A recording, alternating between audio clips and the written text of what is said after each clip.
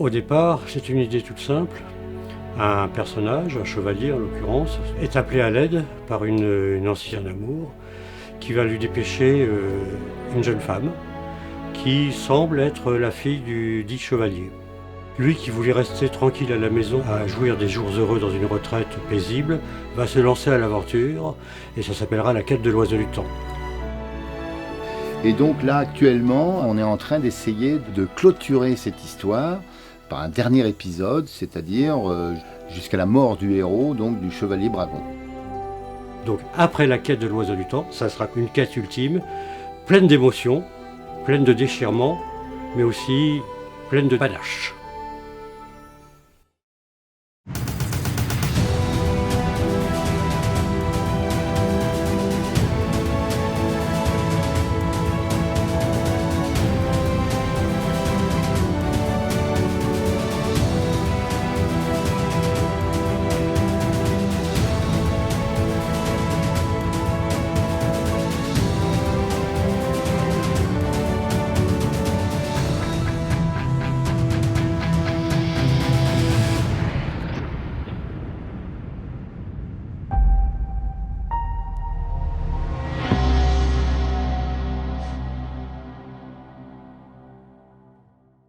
La première fois que j'ai rencontré Serge Le Tendre, c'était en 73, et il m'a parlé d'un projet qu'il avait qui s'appelait La quête de l'oiseau du temps. Donc il avait le titre, il avait un peu l'ambiance comme ça, et il avait une fin. Mais évidemment, il fallait tricoter tout le reste, quoi. Donc moi, j'ai commencé à émettre des idées, et puis on a commencé à en parler. Donc Serge amenait une sorte de bloc de terre qui correspondait à l'histoire, et donc il m'invitait à la modeler avec lui, à changer des trucs, à sculpter, à donner une forme précise à cette mode d'argile. C'est qu'à l'époque, j'étais pas grand lecteur, mais lecteur de quelques récits d'heroic fantasy, de science-fiction. Il n'y avait pas besoin de trop de documentation, on pouvait imaginer des mondes, donc c'est un petit peu le péché mignon des jeunes auteurs. On va imaginer un monde, on est une sorte de démiurge dans lequel des créatures vont parcourir des contrées inexplorées, affronter des monstres, mais surtout ce qui nous intéressait dans la quête de l'oiseau du temps, dans cet univers, c'était le cheminement des personnages. Parce que finalement, dans la quête de l'oiseau du temps, effectivement, il y a du fantastique, il y a du merveilleux, il y a de l'extraordinaire, mais ce qui est le moteur, le nœud de cette histoire, c'est la relation entre les personnages, leur quête personnelle et ce qu'il en deviendra par la suite. Pourquoi finir cette histoire ? Parce que, comme toute histoire, il faut une fin. Et on a fait effectivement une fin pour les 4 premiers tomes de la quête, qu'on connaît, hein, il y a 40 ans de ça. Et si vous regardez sur la fin de l'album, du 4e album, qui clôture donc cette première histoire, c'est fin de la première époque. Donc ça sous-entend qu'il va y avoir une deuxième époque. Cette deuxième époque a été faite très tardivement, puisque l'album de Lidwin est sorti 12 ans après.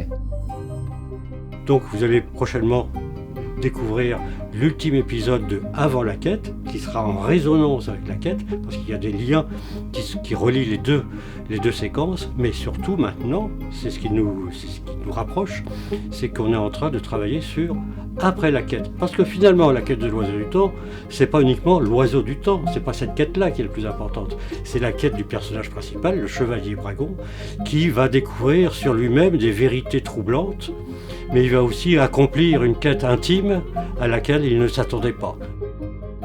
Ce sera un album, un seul et unique album, et c'est moi qui vais le dessiner. Donc.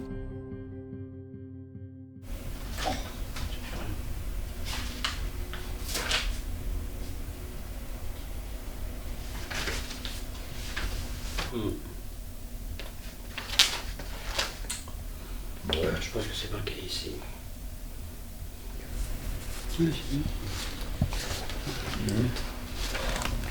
Qu'est-ce que c'est que ça ? Oh. Ah. Évidemment, on prend ses notes, on les note, et puis voilà, c'est le bordel après.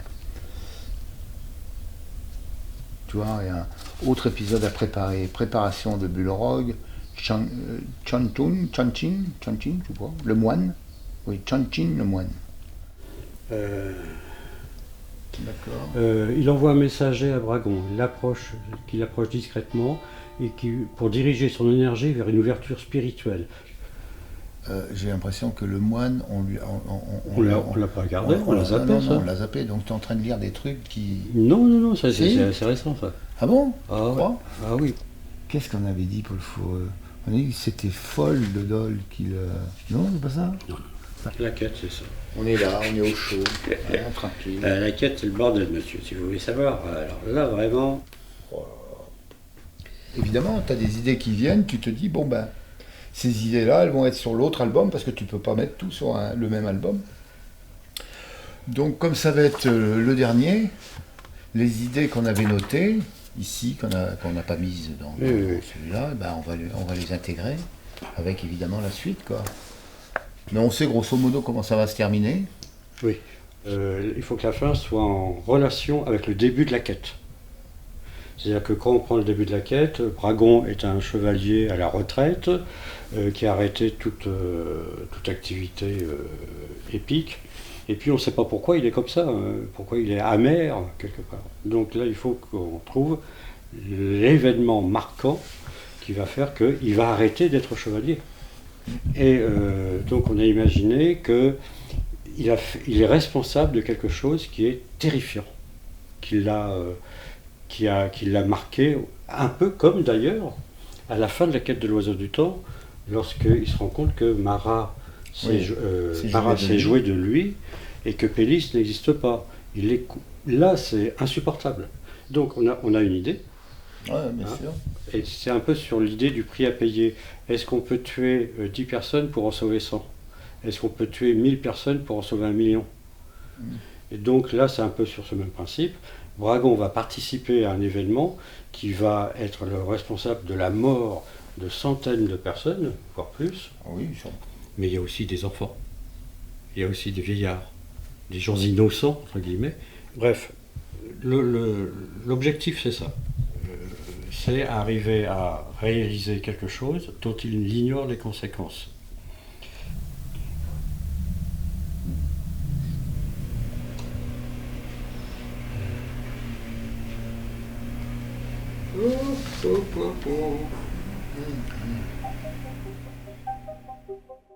Je pense qu'on aurait déjà écrit une cinquantaine d'albums.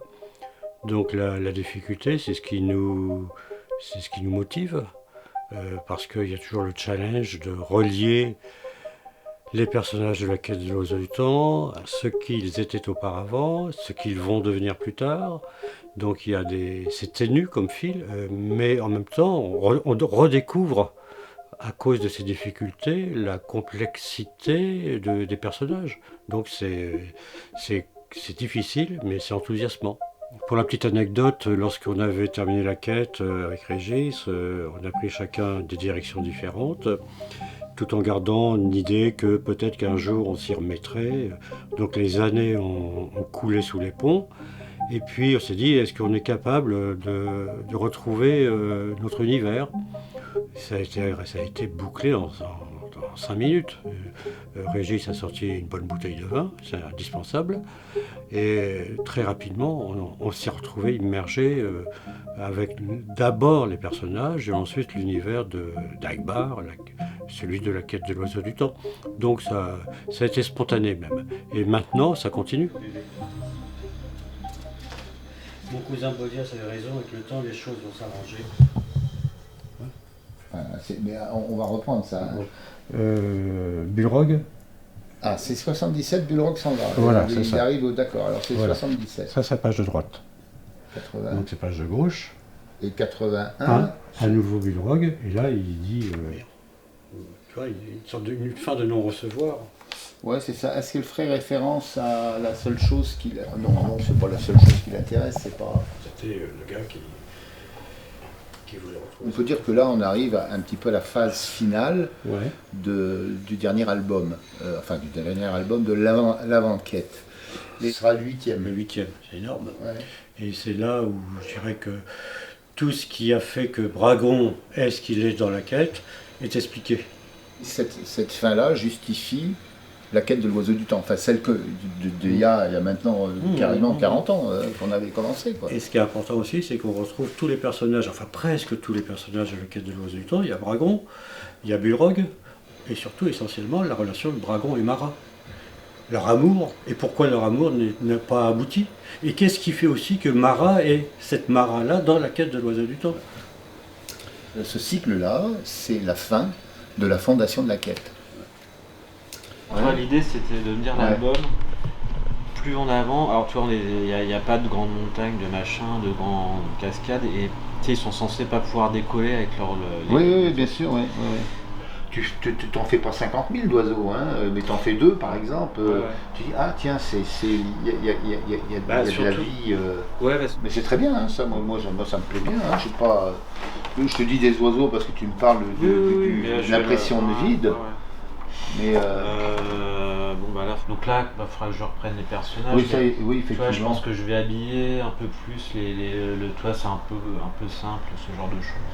Vincent n'a pas réussi à faire ce qu'il avait envie de faire et il est en train de m'expliquer ce qu'il aurait aimé faire et je suis tout à fait d'accord avec lui. Donc c'est cette image-là qui est très bien au demeurant, hein, c'est pas le problème, mais par rapport à l'intention, il y a trop d'éléments qui fait qu'on oublie ce qui se passe, c'est-à-dire cette action-là. Donc on était en train de parler de ça et on se disait comment on peut le faire pour simplifier les choses. Je pense que l'idéal c'est effectivement de se dire si tu as juste le perso en l'air, la cape. Voilà. Il est dans sa pose. Et les pattes. Et on dit bah il y a plus les. Enfin tu vois, plus les pattes dans le sens où on dit bah il a dû lâcher l'oiseau et il est en train de tomber.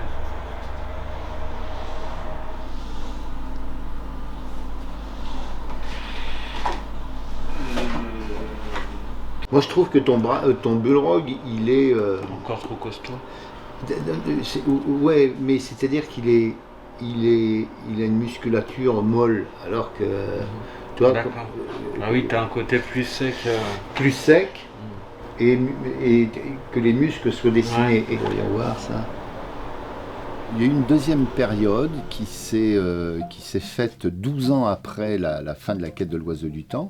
Et ça, c'était une période, c'était avant la quête, c'était prévu avec le temps. Mais moi, j'étais en train de travailler sur Peter Pan, donc il était hors de question que je laisse Peter Pan pour continuer la quête. Donc on s'est adjoint les services de collaborateurs, enfin de dessinateurs et d'amis. On a travaillé avec 4 dessinateurs. Le premier, c'est avec Lidwin. Ensuite, Mohamed Aouamri, qui a fait le deuxième. Ensuite, le troisième et le quatrième, Vincent Mallier, et qui est en fait en train de travailler sur le dernier. Et 3 autres ont été faits par David Etienne. Et alors évidemment, moi j'étais le mec un peu chiant graphiquement parce qu'il fallait qu'il y ait une unité, que le lecteur ne soit pas perdu par différents types de graphismes. Donc moi j'étais un petit peu le gardien du temple. Je faisais des remarques, des corrections et on travaillait en bonne intelligence avec ces auteurs-là. C'est vrai que ils ont des graphismes un petit peu différents, mais ce qui était important, c'est surtout qu'on ne perde pas les personnages. Donc moi j'étais très exigeant sur le personnage de Bragon et de Mara, donc mère de Pélis. Et voilà, donc en fait, c'est vrai que j'ai bien été derrière, quoi.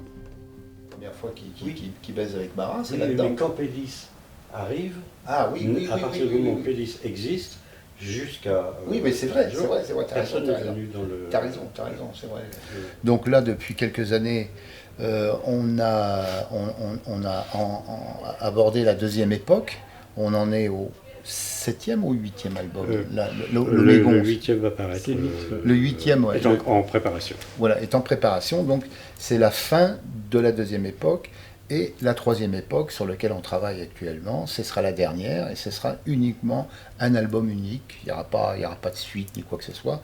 C'est l'album qui clôture toute la série, quoi. Et donc on s'est attelé à ça depuis avant-hier, quasiment. Enfin, l'idée flottait dans l'air depuis déjà quelques quelques années même. Ouais. Et puis là, on est en train de travailler dessus, ça avance bien, c'est compliqué, c'est difficile. Il faut prendre en considération ce qui a été fait au départ, ce qui a été fait en préquel, c'est-à-dire la jeunesse du truc, et pour finir, alors donc il faut ramener des éléments qui existent déjà dans les deux époques pour pouvoir clôturer la troisième époque, quoi. Donc c'est un peu compliqué, mais bon, on a quand même des pistes, hein, et on a eu quelques idées là-dessus. Serge les a recopiés et a rajouté d'autres choses, lui, de son côté. Et il est venu, là, il y a 2 jours ou 3 jours, en me disant, tiens, regarde ce que j'ai abordé. Alors, il y avait plusieurs pistes, des choses comme ça. Donc, je l'ai écouté attentivement. Et comme d'habitude, je dis, ouais, c'est pas mal, mais... Oui, c'est ça. C'est le principe. On sait à peu près où on va. Ouais, c'est ça. Mais on sait pas comment. Il faut que ça soit logique. C'est comme un Rubik's Cube. Il y a toutes les pièces, mais elles sont dans le désordre. Donc on avance, c'est du pas à pas, petit à petit. Il faut, comme le dit Régis, que ça soit raccord. Il y a les événements, il y a la structure du récit, mais il y a aussi les personnages. On ne peut pas avancer dans cette histoire-là, dans la quête, si on ne prend pas en compte les personnages. Et les personnages, on se les réapproprie petit à petit. Parce que là, on les prend quelques années dans leur existence après la fin de la quête de l'Oiseau du Temps. Donc il faut qu'on retrouve leurs émois, leur curiosité, leur fatigue, dans quel état d'esprit ils sont. On dévoile rien en disant que Bragon, on va jusqu'à la mort physique de Bragon. Bon, on sait qu'il meurt, bon, ok, mais de quelle manière, comment, pourquoi, quelles sont les conséquences, les émotions qu'on va développer au travers de ces récits-là. C'est casse-tête, mais c'est aussi une partie de plaisir. Hein. Quand on trouve pas, on s'arrache quelques cheveux, il y a des grands silences. Mais quand il y en a un qui lance une idée, l'autre rebondit, voit si ça marche, la première idée passe aux oubliettes, c'est la seconde qui la remplace, et puis tout d'un coup il y a une troisième qui apparaît et c'est la bonne. Ouais, c'est ça. On tâtonne comme ça, on tâtonne. Peut-être tu crois pas qu'il faudrait quelque part par là, je sais pas, peut-être amorcer un petit peu la charrette, toi. Bon, je pense que c'est bien ça. Ça c'est très joli, très beau. Ça j'ai laissé en plan parce que le dernier plan, je me dis, il faudra qu'on en parle ensemble. Alors t'as des dragons qui sont super, qui sont très bien, et puis d'autres qu'il faut taper un peu. Ouais, il va falloir taper un peu. Tu vas en faire de la rustine, tu sais. Non, toi tu fais pas de rustine, c'est des collages. Bah, attends, hein, c'est des trucs, tu sais, on va en 3 jours tous les deux, on va régler la moitié de l'album. Ouais, tes ambiances de noir et blanc, là, c'est sympa de nuit. L'idée, c'est vraiment d'être dans l'esprit et de rester dans une tonalité commune, mais dans ce terrain de jeu, en fait, après chaque dessinateur va s'exprimer de manière un peu différente, même complètement différente. Et ça, pourquoi c'est hyper intéressant, parce que ça permet vraiment de faire son épisode comme on peut te proposer de faire ton épisode de Star Wars ou ton épisode de je sais pas quoi, et amener ma pierre dans une série aussi mythique que la quête, c'est vraiment super, quoi. Et puis c'est aussi une amitié qu'il y a avec Régis, avec Serge, tu vois, de se replonger là-dedans. Donc c'est pas faire le meilleur album, oui, enfin j'ai envie de dire, mais parce que en fait tous les trois on fonctionne comme ça. Ça prend du temps, on met du temps à faire un bouquin, c'est pour ça que la quête, ça tu vois là, le tome 8 quand il va sortir, il va peut-être sortir 25 ans après le tome 1, ce qui est énorme, mais voilà, c'est une série qui a pris son temps, et qui a pris son temps voilà, pour essayer que ce soit le mieux possible.